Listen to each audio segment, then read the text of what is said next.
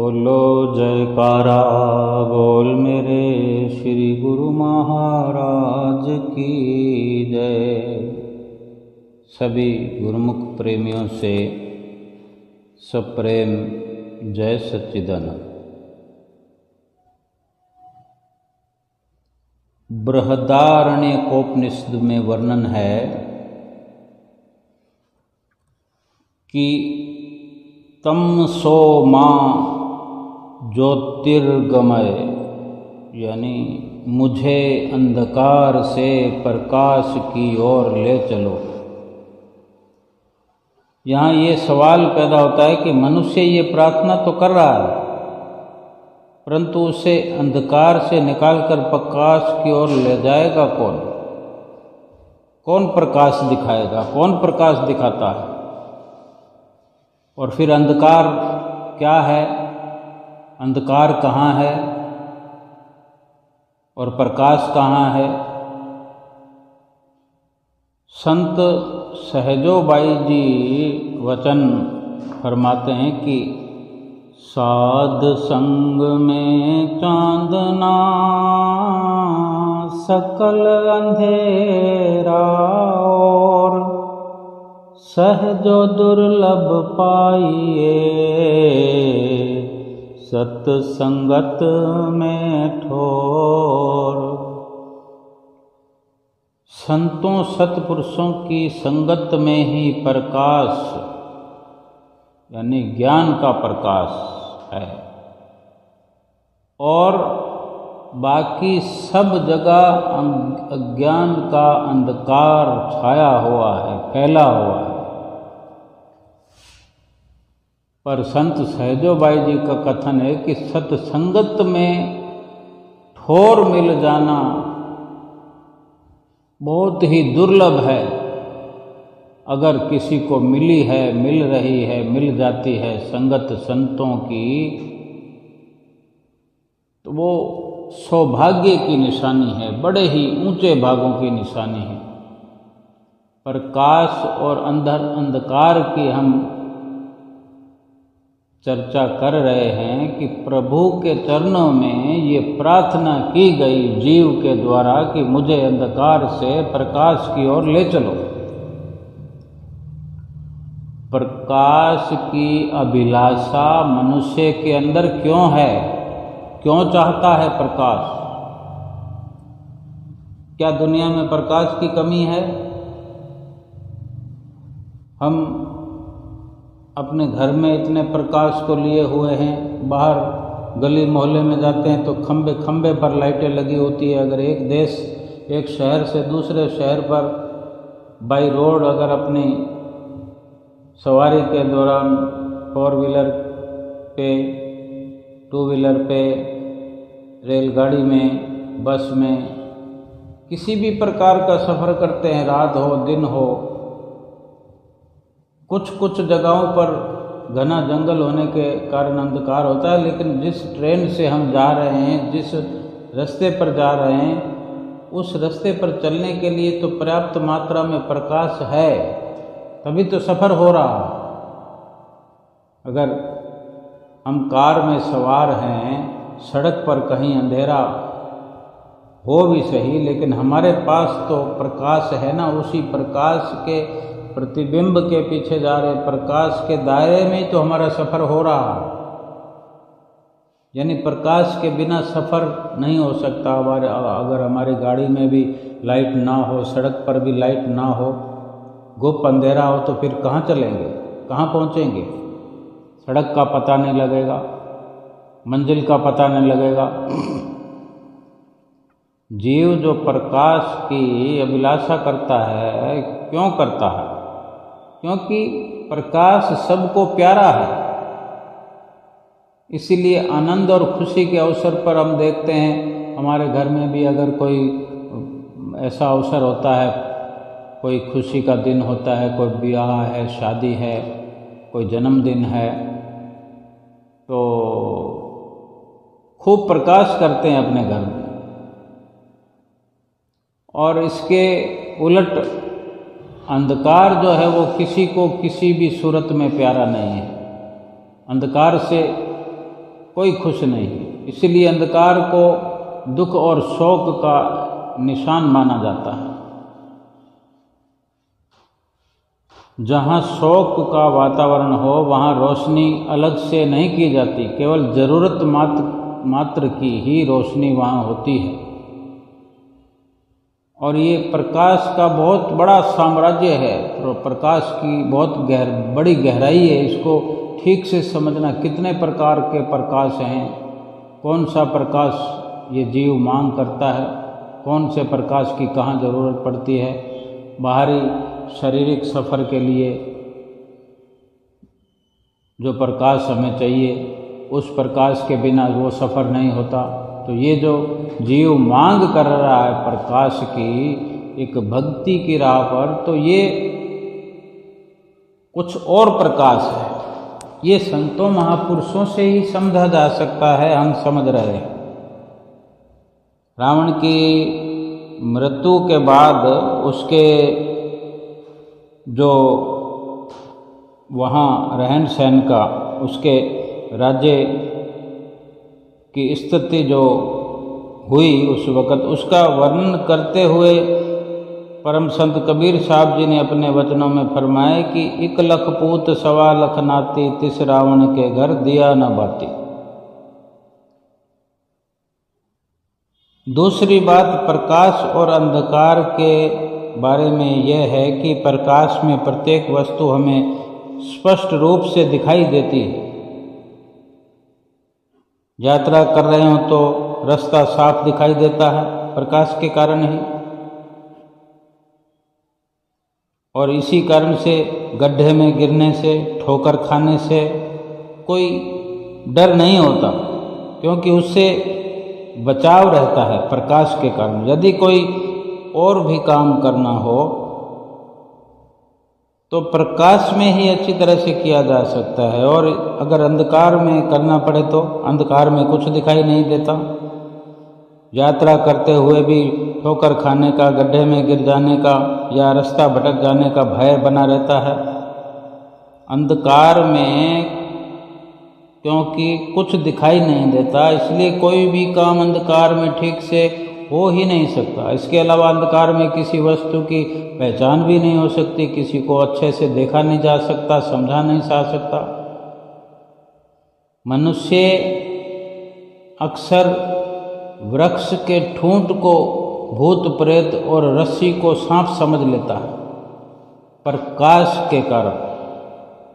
प्रकाश और अंधकार में ये अंतर होने के कारण ही मनुष्य सदैव प्रकाश में रहना चाहता है और प्रकाश में ही सुख अनुभव किया जा सकता है, अनुभव करता है।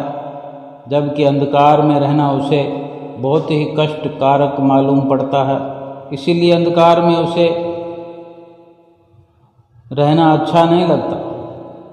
हम अपने घर में होते हैं, देखें कि घर की लाइट चली जाती है, रात का समय हो, खाना बना रहे हों, खाना खा रहे हों या कोई और अन्य काम कर रहे हों, वो कार्य कितना कीमती है। उस हमारे जीवन के ये जितने भी कार्य हैं, सुबह से रात तक और रात को भी सुबह तक कुछ ना कुछ कार्य चलता रहता है, कितने एक कीमती है। ये हम अंदाज़ा लगा सकते हैं कि एक नश्वर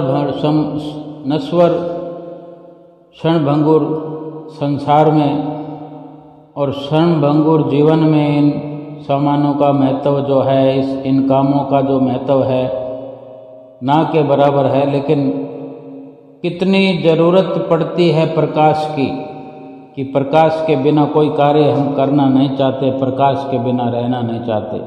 जिस प्रकार बाहर के अंधकार में कुछ नज़र नहीं आता, साफ साफ दिखाई नहीं देता, ना तो किसी वस्तु का सही से पता चलता है, ना सही रास्ते का ज्ञान होता है, उसी प्रकार अंदर में, हमारे अंदर में अज्ञान का अंधकार जब तक छाया रहता है, मनुष्य को वास्तविकता का बोध नहीं होता, न ही परमार्थिक दृष्टि से सही रास्ते का पता चलता है। जिससे फिर जीवन में सदा भटकना छाई रहती है। जीवन में जीव भटकता रहता है, ठोकरें खाता रहता है और दुखी रहता है, परेशान रहता है। अगर किंतु सौभाग्य से जब पूर्ण सत्पुरुषों की पावन संगति प्राप्त हो जाती है और सत्संगति के प्रताप से घट में प्रकाश ज्ञान वाला हो जाता है, तो फिर वास्तविकता उसके सामने पूरी तरह प्रकट हो जाती है। सत्य क्या है, असत्य क्या है, वास्तविकता क्या है, अवास्तविकता क्या है, लाभ किस में है, हानि किस में है, कौन सी वस्तु साथ निभाने वाली है, कौन सी छोड़ जाने वाली है, कौन सा मार्ग सही है, कौन सा मार्ग गलत है, कौन सा सुखद मार्ग कल्याणकारी है और कौन सा गलत दुखदायी और अकल्याणकारी है। अपने घट में, हृदय में ज्ञान का प्रकाश हो जाने से इन बातों का मनुष्य को बड़ी सरलता से ज्ञान हो जाता है। महापुरुषों के वचन भी है, काल माया की अंधेरी रात में ये जीव है भटक रहा, बिना ज्ञान की रोशनी के है बहुत ही दुख उठा रहा। भाग से जब मिल गए सतगुरु तो ज्ञान का उजियारा हो गया, अज्ञान तिमिर मिट गया, सुख का सवेरा हो गया। यदि हम संसार की स्थिति को देखें तो पता चलता है कि कुछ एक संस्कारी आत्माओं को, कुछ गुरुमुख प्रेमियों को, कुछ भगवान के प्यारों को छोड़कर जिन्हें सतगुरु की महापुरुषों की शरण संगति प्राप्त है, कुछ उन लोगों को छोड़कर बाकी तो संसारी मनुष्य के घट में ज्ञान का अंधकार छाया हुआ है। इसलिए वो कल्याणकारी मार्ग पर न चल करके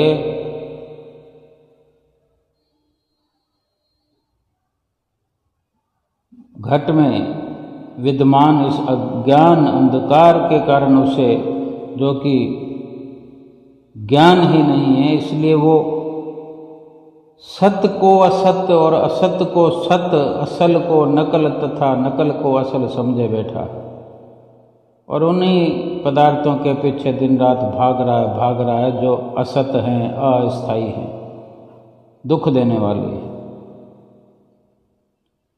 आम संसारी मनुष्य प्रभु नाम और प्रभु भक्ति रूपी हीरे मोतियों को छोड़कर माया रूपी पत्थरों को इकट्ठा करने में लगा पड़ा है। प्रभु का नाम और प्रभु की भक्ति जो सत्य है, सत्य वस्तु है, उसे छोड़कर झूठे पदार्थों तथा झूठे शरीर के संबंधों में लगा पड़ा है। जिन माया के समानों, शरीर इंद्रियों के भोगों तथा पद प्रतिष्ठा आदि को एक दिन खत्म हो जाना है, मिट्टी में मिल जाना है, उन्हीं को सत्य समझता है, स्थायी मानता है। और प्रभु का नाम जो वास्तव में है स्थायी, सच्चा है, सदा रहने वाला है, उसे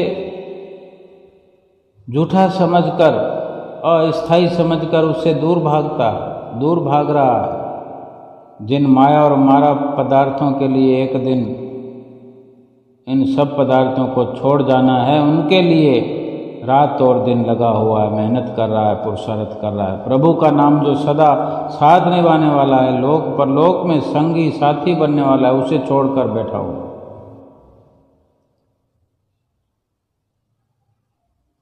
ये उन मनुष्यों की स्थिति है जिनके दिल में अज्ञान का गहरा अंधकार छाया हुआ है। घट में ज्ञान का प्रकाश न होने से वास्तविकता से पूरी तरह दूर है और गलत मार्ग पर चल रहा है। नतीजा फिर यही है कि हर समय दुखी है, हर समय अशांत है, परेशान है। ऐसे मनुष्य के बारे में सत्पुरुष भी उपदेश देते हैं।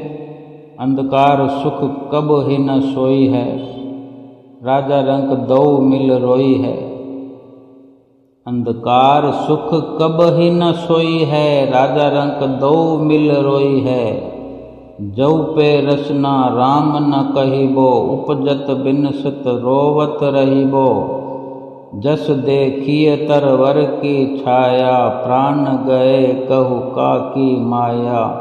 जस जंती मह जीव समाना, मुए भरम को का कर जाना। हंसा सरवर काल शरीर, राम रसायन प्यूर कबीर। ये कबीर साहब जी के वचन हैं। उनका कथन है कि अज्ञानता के अंधकार में कभी भी कोई सुखपूर्वक नहीं सो सकता, चाहे राजा हो चाहे रंक हो, यानी गरीब हो चाहे अमीर हो।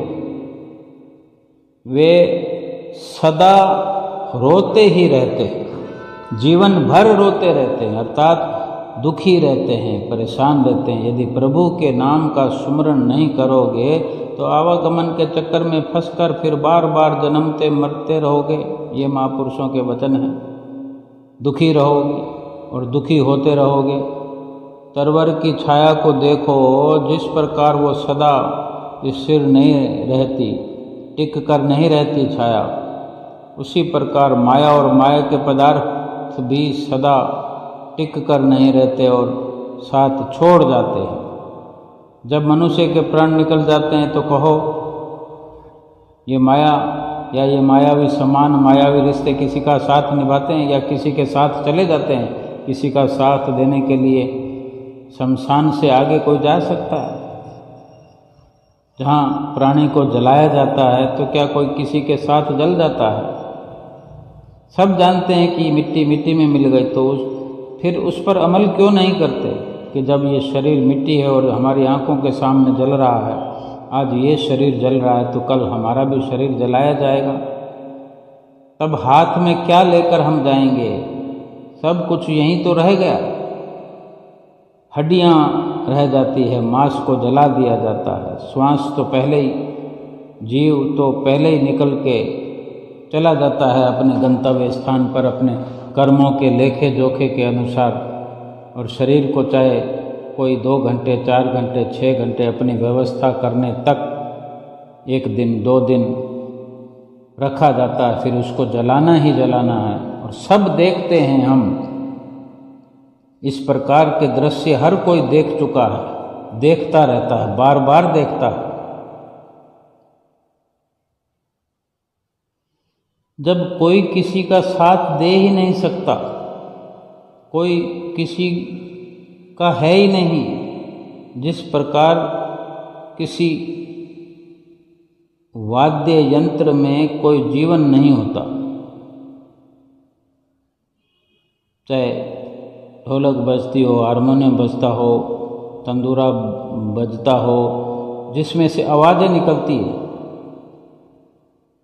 बजाने वाले के द्वारा ही उसमें से ध्वनि निकाली जाती है, कलाकार के द्वारा। उस आइटम में वो ध्वनि है, लेकिन वो निकलती तो किसी के कलाकार की कला के द्वारा ही उसमें से बाहर निकलती है।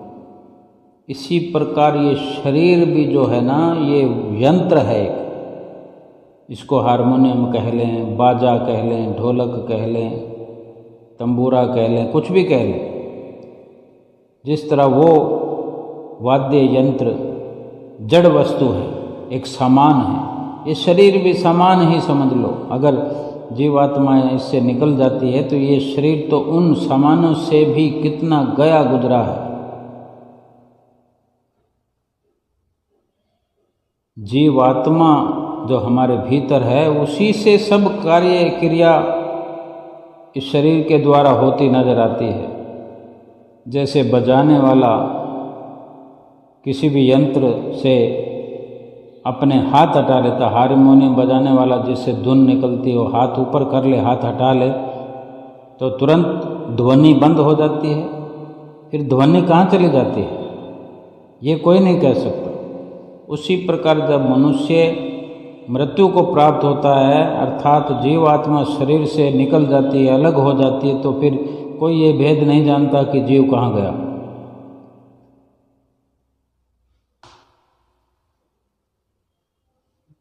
सतपुरुष श्री गुरु कबीर साहब जी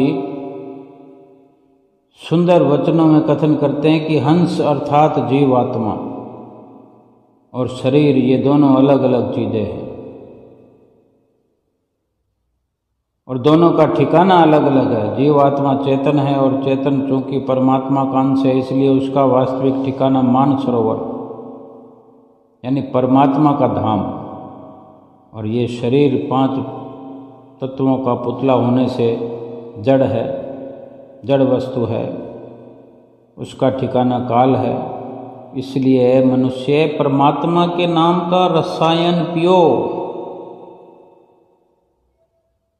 जिससे सदा के लिए अमर हो जाओ, आवागमन के चक्कर से छूट जाओ। परम संत कबीर साहब जी ने सुंदर सुंदर शब्दों में समझा दिया, कितने स्पष्ट शब्दों में फरमा दिया कि शरीर तथा माया को सत्य मानकर आसक्त हो जाना ये अंधेरा है, अंधेरा। क्योंकि शरीर तथा माया दोनों ही असत्य हैं, मिथ्या हैं, अस्थायी हैं, टिकने वाले नहीं हैं। और मनुष्य उन्हें सच्चा मानता है, स्थिर मानता है, सदा सदा रहेगा, ये सब कुछ ऐसा मानता है। सत्य तो आत्मा है जो परमात्मा का अंश है। सच्ची वस्तु, वास्तविक वस्तु जो है वो तो शरीर के अंदर आत्मा है। और ये ज्ञान का जो प्रकाश है कहाँ मिलता है? एक तो परमात्मा का नाम है जो परमात्मा का अंश है, और दूसरी जो वस्तु है वो परमात्मा का नाम है। ये दोनों सत्य हैं। अब ज्ञान का प्रकाश कहाँ मिलेगा जिससे हमें समझ आ जाए? संतों महापुरुषों की संगत में ज्ञान का प्रकाश मिलता है। संसार में ये ज्ञान, ये आंतरिक प्रकाश अन्य कहीं भी प्राप्त नहीं हो सकता। महापुरुषों ने जो वचन अपने अपने समय में हजारों साल, सैकड़ों साल पहले ही वर्णन कर दिए हैं, फरमाया है कि साध संग में चांदना सकल अंधेरा, और कि केवल संतों की संगत में ही प्रकाश है, बाकी सब अंधेरा ही अंधेरा है। वो प्रकाश जो भीतर में हमें चाहिए, भीतर में जागृति लाने के लिए, उजाला करने के लिए जो प्रकाश चाहिए, वो केवल संतों की संगत में है। और बाकी चाहे कितने ही प्रकाश में दुनिया रहती हो, प्रकाश की झिलमिल में रहती हो, लेकिन अंतःकरण का प्रकाश वो बाहरी प्रकाश नहीं बन सकता। और शब्दों में फरमाया है, कोटिन चंदा उगवे सूरज कोटि हजार, सतगुरु मिलिया बाहरे दिसत घोर अंधार। कि चाहे करोड़ों चंद्रमा, 1000 करोड़ सूर्य भी एक साथ उदित हो जाएं, बाहर के संसार में इतना प्रकाश होने पर भी वो प्रकाश मनुष्य घट में जो विद्यमान अंधेरा है, ज्ञान का अंधकार छाया हुआ है, वो बाहर के इतने अधिक प्रकाश से भी वो दूर नहीं हो सकता। वहाँ तो अंधेरा ही रहेगा। जब जीव का सतगुरु से, पूर्ण सतगुरु से मिलाप हो जाएगा, सतगुरु से मिलाप हो करके और उनके द्वारा ज्ञान उपदेश के जो वचन हृदय में उतरेंगे,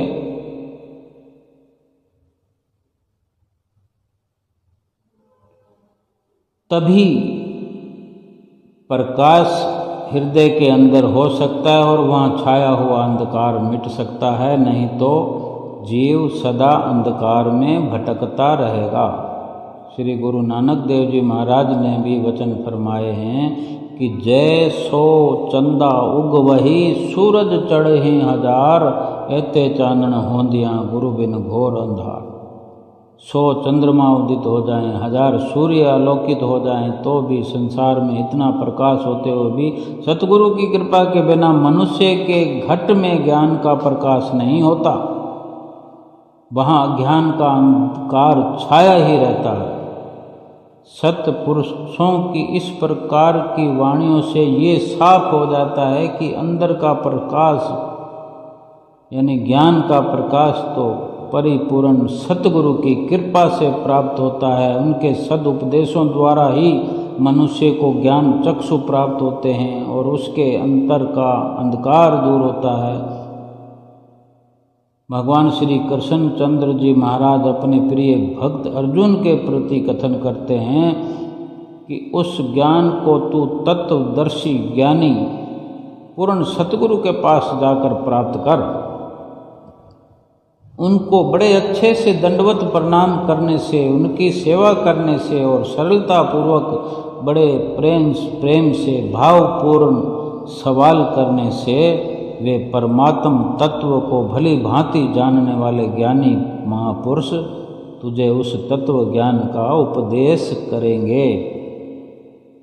इसलिए मनुष्य के हृदय में यदि ये अभिलाषा है कि उसके घट में मौजूद जो अज्ञान का अंधकार दूर होकर उसमें ज्ञान का प्रकाश हो जाए, तो फिर उसके लिए ये परम आवश्यक है कि वो सत्संगति अर्थात संत सतपुरुषों की संगत ग्रहण करे। संत सतगुरु के शरण संगत ग्रहण किए बिना मनुष्य के अंदरूनी जगत में अज्ञान का अंधेरा छाए रहने से उसका जीवन परमार्थिक दृष्टि से अंधकार पूर्ण बना रहता है, जिससे उसके जीवन की सारी कार्रवाई ही गलत सलत होती रहती है। इसलिए वो सदैव दुखों, चिंताओं और परेशानियों से घिरा रहता है। उसे सच्चे सुख, सच्चे आनंद और मानसिक शांति की उपलब्धि नहीं होती। गुरु नानक देव जी महाराज जी के वचन हैं कि अंतर अज्ञान दुख भरम है, गुरु ज्ञान गवाई। मनुष्य के अंतर में अज्ञान का अंधकार व्याप्त होने से उसके अंदर भ्रम बना रहता है, जिस कारण दुख अपने आप को हर वक्त दुखी महसूस करता रहता है। इनकी निर्वृत्ति गुरु ज्ञान से ही होती है।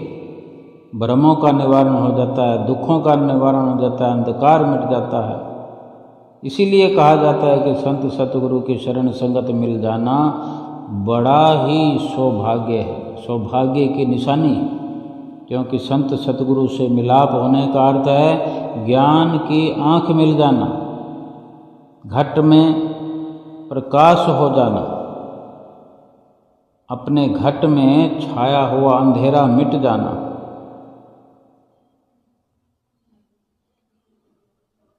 और जब इस प्रकार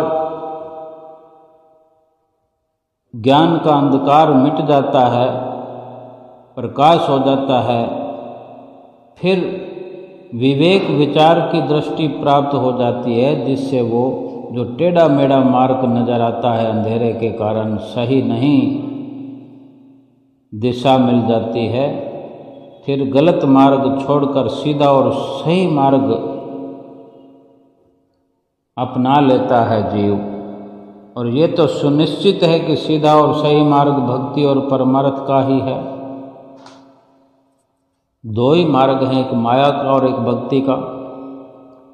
जब सीधा सीधा समझ में आ जाएगा कि माया का जो रास्ता टेढ़ा मेढ़ा है और भक्ति का है जो सीधा सरल है, प्रकाश होगा तो फिर ठीक ठीक निर्णय हर कोई कर सकता है कि कौन सा रास्ता सीधा है या सरल है।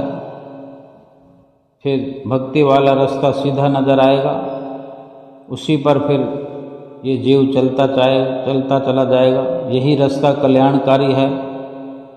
जब मनुष्य इस मार्ग पर चलता है, अर्थात जब वो भक्ति के मार्ग पर चलता है और भक्ति के नियमों की पालना करता है, तो फिर उसका संबंध परमात्मा से जुड़ा रहता है, जुड़ जाता है, जिससे उस सब दुखों का, सब चिंताओं का, कल्पनाओं का अंत हुआ जाता है और वो सच्चे सुख, सच्चे आनंद, परम शांति को प्राप्त करता है। पर ये तभी संभव है जब घट में ज्ञान का प्रकाश हो जाए। महापुरुष फरमाते हैं, अंधे चानन ना थिए, जा सतगुरु मिले रजाए, बंधन तोड़े सच बसे, अज्ञान अंधेरा जाए। गुरु रामदास जी महाराज ने अपनी वाणी में फरमाया कि मैं उपयुक्त वाणी में जो रामदास जी महाराज जी ने वचन फरमाए हैं, तो मनुष्य को जो कि आम इंसान है, जिसको चरण शरण नहीं मिली, उसे अंधा कहा है। अंधे चानन ना थिए, जा सतगुरु मिले रजाए। यानी नयनों से विहीन अर्थात विवेक से हीन कहकर जो संबोधित किया है कि नयन विहीन व्यक्ति के पास आंखें ना होने से जैसे उसके चारों ओर अंधेरा ही अंधेरा छाया रहता है। प्रकाश होने पर भी उसे प्रकाश का लाभ नहीं मिलता, उसे तो अंधेरा ही दिखता, क्योंकि उसकी आंखें ही नहीं हैं, उसे कुछ दिखलाई नहीं पड़ता। ऐसे ही आम संसारी मनुष्य के पास भी ज्ञान चक्षु न होने के कारण, ज्ञान वाली दृष्टि न होने से उसके घट में छाया हुआ अंधकार ही अंधकार जो है उसे नजर आता रहता है, जिससे उसे कुछ भी सही सूझ नहीं पड़ता, कुछ देख नहीं पड़ता। इसलिए सतपुरुष श्री गुरु रामदास जी महाराज उपदेश करते हैं कि ये ज्ञान नेत्र से विहीन मनुष्य, तेरे घट में ज्ञान का प्रकाश तभी हो सकता है जब तुझे पूर्ण सतगुरु मिल जाए, उनकी चरण शरण तुझे प्राप्त हो जाए और तू उसकी आज्ञा को सिरोधार्य कर ले। सतगुरु का मिलाप होने से तेरे अंदर जो अज्ञान का अंधकार छाया हुआ है वो दूर हो जाएगा। तो माया के बंधन से तोड़कर सदैव सत्य स्वरूप परमात्मा में समाये रहेगा। इसका स्वाभाविक परिणाम ये होगा कि मनुष्य ये जीवन सुख आनंद और शांति से सदा भरपूर अपना पाएगा और जन्म मरण के चक्कर से भी मुक्त हो जाएगा। इसलिए पूर्ण संत सद्गुरु की खोज करके उनकी शरण संगति ग्रहण करनी है हर किसी को। गुरु अमरदास जी का फरमान है कि ऐ मन ऐसा सतगुरु खोज लहू, जित सेविये जन्म मरण दुख जाए, सहसा मूल न होवई, हव में शब्द जलाए, कूड़े की पाल विचौ निकले, सच वसे मन आए, अंतर शांत मन सुख होई, सच संजम कर कमाई, सच संजम कार कमाई। मन के माध्यम से मनुष्य को उपदेश करते हुए सतपुरुष फरमाते हैं कि ये मनुष्य, ए जीव, सतगुरु की खोज कर और ऐसे सतगुरु की खोज कर जिनकी सेवा करने से जन्म मरण का दुख दूर हो जाता है, फिर कोई संशय भ्रम मन में नहीं रहता और जिनके द्वारा सतगुरु के द्वारा बख्शे हुए शब्द से अहंकार वाली भावना भ्रष्ट हो जाती है, भस्म हो जाती है, अपने अंदर जो झूठ की दीवार बनी हुई है वो दूर हो जाती है, सत्य स्वरूप परमात्मा मन में आकर बस जाता है। सतगुरु की आज्ञा अनुसार सच्ची कमाई करने से अपने अंतर शांति और सुख का खजाना मिल जाता है, अपने अंतर में शांति और मन में सुख बन जाता है, सुख बना रहता है। एक बार इस प्रकार सतगुरु के वचनों का, सतगुरु के प्रकाश का, सतगुरु के बख्शे हुए नाम का उजाला हो गया, इस प्रकार का सुख अपने अंदर भर गया, फिर वहाँ दुख नहीं आ सकता, फिर वहाँ अंधेरा नहीं आ सकता, फिर वहाँ संशय भ्रम नहीं आ सकते। वचन है कि सतगुरु के उपकार का बदला दिया न जाए, तीन लोक की संपदा भेंटत मन सकुचाए। सतगुरु के जीव पर जो अनंत अनंत उपकार हैं, उनका बदला कभी दिया नहीं जा सकता। सतगुरु के चरणों में उन उपकारों के बदले तीनों लोकों की संपदा भी अगर कोई भेंट कर दे, फिर भी सेवक के मन में ये संकोच बना रहेगा कि उसने तो कुछ भेंट किया ही नहीं, क्योंकि ये सारी रचना तो सतगुरु की है। और फिर जो सतगुरु ने उपकार किए हैं, उसका इतना ऊंचा दर्जा है कि उसको तीन लोक की संपदा में भी नहीं बांधा जा सकता। तीन लोक की संपदा भेंट करने पर भी ऐसे लगता है कि मैंने कुछ भी भेंट नहीं किया। जो सतगुरु के उपकार हैं, उनके बराबर तो कुछ हो ही नहीं सकता, कोई भेंट हो भी नहीं सकती। हम कितने भाग्यशाली गुरुमुख हैं, हमें सतगुरु की शरण कितनी सहजता से, सरलता से मिली है। पूर्ण सतगुरु की चरण शरण प्राप्त है, तो हमारा जो कर्तव्य है वो भी तो ऐसा उत्तम होना चाहिए। हमारा कर्तव्य है कि उनके उपकारों को याद करते हुए, उनकी आज्ञा अनुसार भक्ति के नियमों की श्रद्धा व प्रेम से नित्य प्रति पालना करते हुए उनकी कृपा और प्रसन्नता के पात्र बने। लोक परलोक तो तभी संवरेगा जब उनके वचनों पर अमल करेंगे, उनकी आज्ञा का पालन करेंगे। सतगुरु अपने वचनों में जो भी वचन फरमाते हैं हमारे लिए, उसमें हमारा हित ही हित छुपा होता है। हित के अलावा सतगुरु हमारे लिए कोई ऐसा एक पल के लिए भी नहीं करते जिससे हम दुखी हो जाएं, अशांत हो जाएं, बल्कि हर पल वही कार्रवाई सतगुरु की तरफ से होती रहती है कि हम सुख स्वरूप बन जाएं। सुख भी कैसा मिले कि फिर दुखों का मुंह न देखना पड़े। एक प्रेमी की पुकार होनी चाहिए कि जिसके दिल में सतगुरु के प्यार ने घर कर लिया, मिल गया सब कुछ उसे, जीवन है उसका संवर गया। दुनिया की धन संपदा उसको लुभा सकती नहीं, सतगुरु की कृपा से ममता सता सकती नहीं। जिसके दिल में प्रेम ने अपना बसेरा कर लिया, मिल गया सब कुछ उसे, जीवन है उसका संवर गया। तू ही तू की आती हर पल, दिल से बस आवाज है, रोम रोम में उसके बजता प्रेम का ही साज है। भाग्यशाली है वो प्रेमी, भव से निश्चय तर गया। मिल गया सब कुछ उसे, जीवन है उसका संवर गया। प्रेम की मस्ती में वो रहता सदा डूबा हुआ, रहता उसकी जुबां पे नाम सतगुरु का सदा। पी के अमृत प्रेम का वो जगत में हो अमर गया।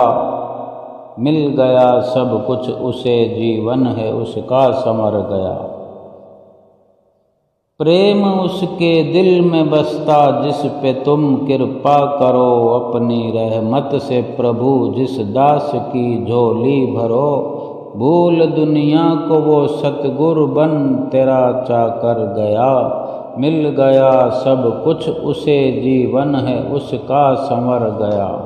जिसके दिल में सतगुरु के प्यार ने घर कर लिया, मिल गया सब कुछ उसे, जीवन है उसका संवर गया, जीवन है उसका संवर गया। जिसके दिल में सतगुरु ने घर कर लिया हो, जिसके दिल में सतगुरु ने अपनी बैठक बना ली हो, फिर उसे जीवन में या जीवन को संवारने में या सुंदर बनाने में फिर क्या बाकी रहेगा?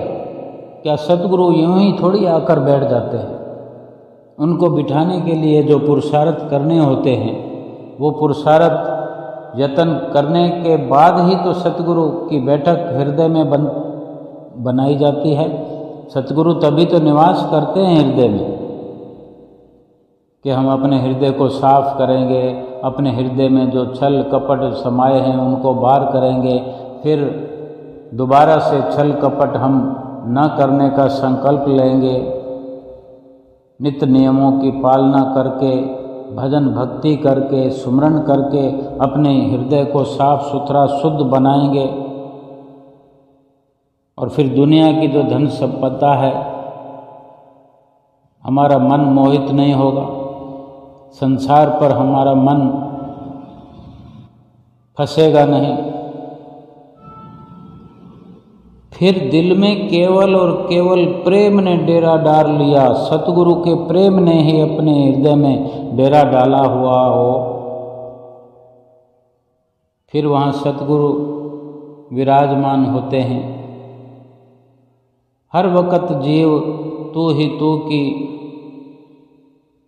आवाज़ अपने दिल से निकालता है, रोम रोम में प्रेमी के प्रेम का साज बजता है। अपने सतगुरु की ध्वनि रोम रोम में से सुनाई देने लगती है। सदा प्रेम की मस्ती में डूबा रहता है और प्रेमी के जुबान पे सदा सतगुरु का नाम ही उच्चारण होता है। सतगुरु के प्रेम रूपी अमृत का प्याला वो पीकर अमर हो जाता है इस संसार से, इस संसार में अमर होकर रहता है। प्रेम ही प्रेमी के दिल में बसता है। लेकिन सतगुरु जिस पर कृपा करे, जिस पर दया करे, और दया उसी पर होती है जो सतगुरु को हर पल याद रखता है, जो याद करता है उस पर दया होती है। फिर वो अपनी रहमत से जिस दास की झोली भरते हैं वो दुनिया को भूल जाता है और सतगुरु का सेवक बना रहता है। सेवक बन के ही हर पल हर क्षण इस संसार में व्यतीत करता है। अपनी शुद्ध बुद्ध भुलाए, अपने आप को भूल करके, अपनी मैं को छोड़कर तू की ही बांसुरी उसके दिल में बजती रहती है, उसके रोम रोम से आवाज़ आती रहती है, तू ही तू, तू ही तू, तू ही तू। अपने आप को तो जिसने मिटा दिया है, अपने आप को भुला दिया है, अपना होने का उसको अंदाज़ा भी नहीं है। अब उसको ये ख्याल भी नहीं है कि क्या मैं कुछ हूँ, क्या मेरी कोई औकात है, मेरा वजूद ही नहीं। अपने वजूद को ही संपूर्ण तरह से मिटा दिया होता है, मिटा देता है। जब केवल तू ही तू की बांसुरी बजती है तो फिर सतगुरु हृदय में आकर विराजमान हो जाते हैं और सतगुरु ही सतगुरु नजर आते हैं। जीवात्मा परमात्मा से एकाकार कर रहा होता है, जीवात्मा परमात्मा से मिलन कर रहा होता है। ऐसे सुंदर मिलन करने के लिए ये मनुष्य जन्म मिला है और ये जीव इस प्रकार से पुरुषार्थ करते हुए अपने जीवन को सार्थक करता है और सतगुरु परमेश्वर की प्रसन्नता को सिरोधार्य करके अपना लोक और परलोक संवार लेता है। बोलो जयकारा बोल मेरे श्री गुरु महाराज की जय।